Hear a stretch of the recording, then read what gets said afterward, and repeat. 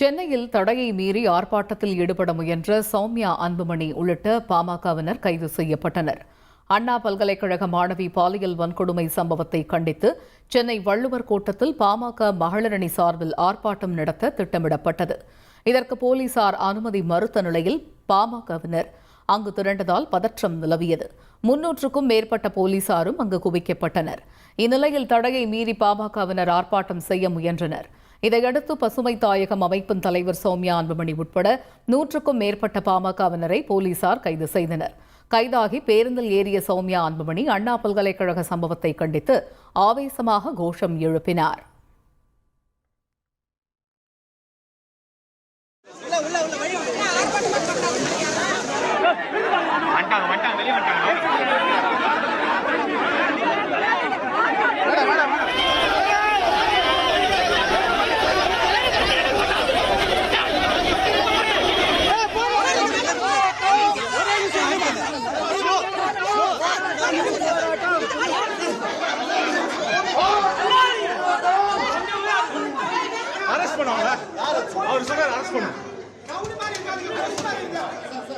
கைதுக்கு முன்பாக செய்தியாளர்களிடம் பேசிய சௌமியா அன்புமணி போராட்டத்தை ஒடுக்க நினைப்பது வன்மையாக கண்டிக்கத்தக்கது என்று கூறினார்.